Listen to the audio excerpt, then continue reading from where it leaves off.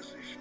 You are of my house, and that means you will serve the King of Jerusalem. What could a king ask of a man like me? Better world than has ever been seen. A kingdom of conscience. A kingdom of heaven. My son, you are all that survives me. Do not disappoint me. Hello everyone, this is a new video for basically Historathon 2025 Q2, and it is my reading plan. I've got 5 books, and these are, here they are. This is the first one.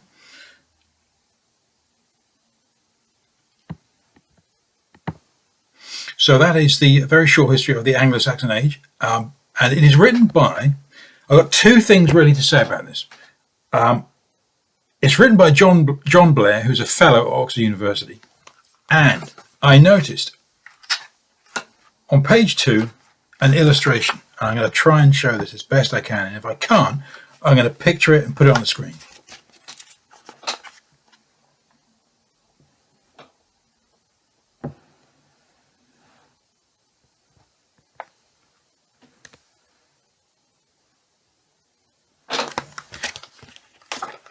And what it says is, this is a reconstruction of an early Anglo-Saxon sunken hut at the Weald and Downland Museum in Sussex. This was one of the most typical sorts of building in settlements of the 5th to 8th centuries.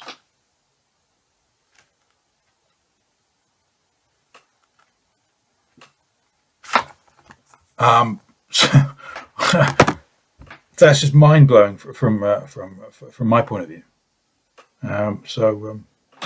Yeah, I look forward to reading that. Yeah, the second book is this one, which I picked up recently. This is a biography of Edward the Confessor by Peter Rex. This is from 2007.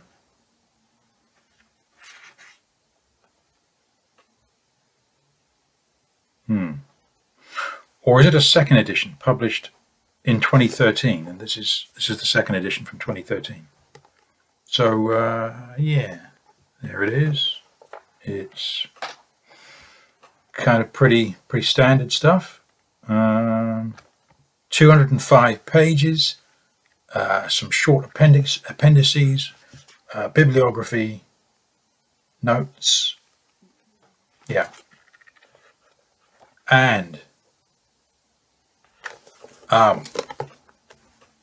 it is, I think it's pretty good. I kind of started reading it at lunchtime, and I didn't get back to work until after 2 o'clock.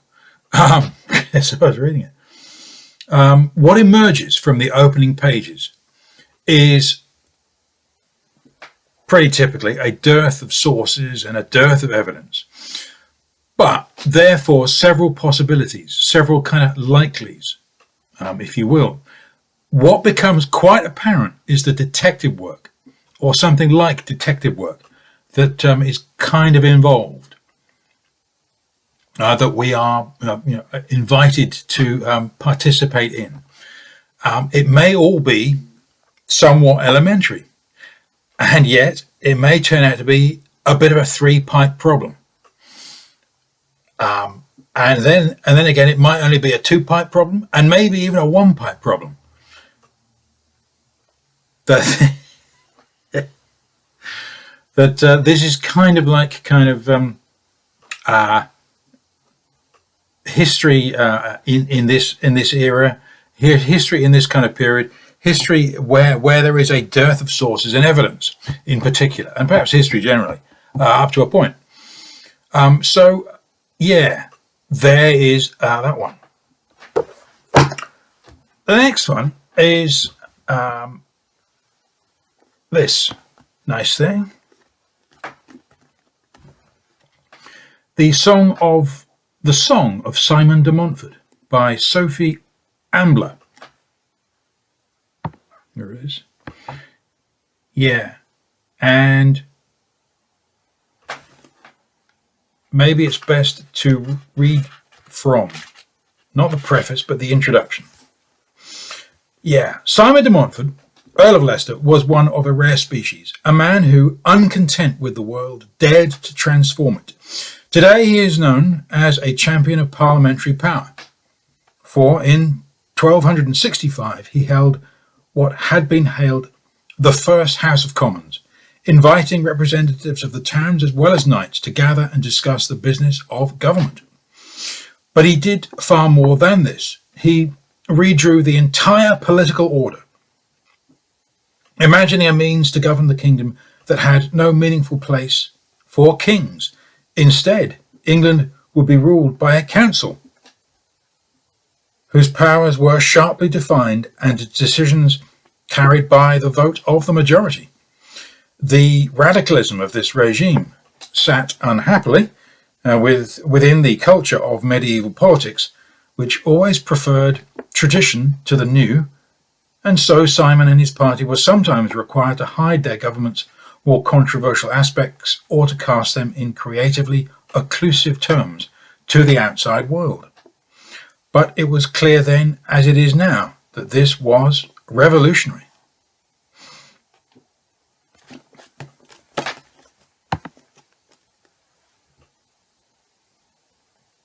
Hopefully, an important book. I'm sure it's I'm sure it reads quite well, and fundamental. The fourth out of 5 books is this: Monastic and Religious Orders in Britain, 1000 to 1300. And again, I had a look at this to begin with, and it's good stuff. Janet Burton is an associate lecturer, or was, in medieval history at St. David's, Lampeter, and she has published widely on monastic history and so on and so forth. So, this one, the preface, is perhaps of value. It says, from the beginnings of the Christian era, men and women have always sought the perfect way to serve their God in obedience to the commandments laid down by Christ himself. Their efforts have led to many forms of religious life and service, both within the world as layfolk or as churchmen, and withdrawn from it, as members of religious communities devoted in different ways to the service of God. The word monk itself derives from the Greek monos, meaning one, alone, and has always described those who sought the solitary life as hermits in the desert, in the European countryside, or enclosed in cells adjoining the walls of parish churches and elsewhere. But the term monasticism, as we most frequently use it, refers, somewhat paradoxically, and more on that later, to religious life within communities. As such, monasticism has been and continues to be a central part of the Christian experience, a unique experiment in community life. This book explores the ways in which men and women's ideals of how best they might achieve this goal of perfect communal life altered and developed over a period of roughly 300 years. Yeah. And that was first published in 1994. Oh, I forgot. The Simon de Montfort book was first published in 2019. This was very recent. And the last book is much older. This is the last one. Okay, and perhaps, I'm not going to say it's the most interesting one, but it's certainly the most different one. That I have and anywhere, and certainly out of the other 4, compared to the other 4. This is Medieval Popular Culture, Problems of Belief and Perception, by one Gurevich. What's his name again? Aaron Gurevich. And this guy is a Soviet guy, a Russian, but from the Soviet era. So this book was published in 1988. And at the time, Gurevich was a professor at the Institute of General History in Moscow. He is quoted as one of the most original medievalists anywhere in the world. And looking at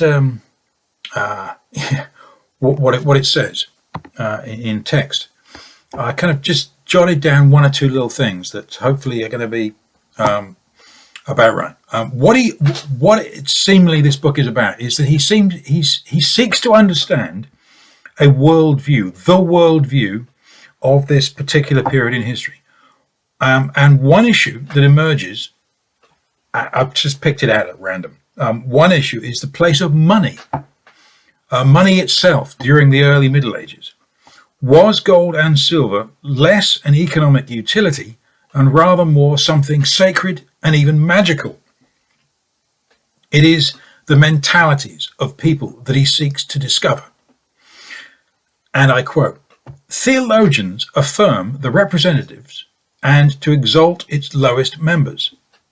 Theologians affirm the representatives of the earthly world, but exalt its lowest members. Learning is glorified, and ignoramuses are treated with scorn. And at the same time, foolishness, poverty of spirit, even madness, are reckoned the surest way to salvation. So, paradox would appear to be something this current quite secular age or moment might more readily be able to relate to. What I'm saying there is that the paradox seems to be part of the medieval mind, seems to be part of the worldview of this particular period. And paradox would appear to be something that our current age, our current kind of secular age, much less so, of course, in the United States compared to Europe, but our kind of secular moment, if you will, people might more readily be able to relate to paradox. So I reckon life leads through or round the wheel of life, inevitably to death. And I quote, "In the other world, where eternity reigns, earthly time flows." So that's that one. And yeah, it's different. It's definitely different. So I hope to have a good look at that. And if it is in any way particularly inaccurate, it looks like it might be somewhat mind-blowing, which is fine, and could be just the thing. So there's my little plan for Q2 Historical 2025. And bye for now.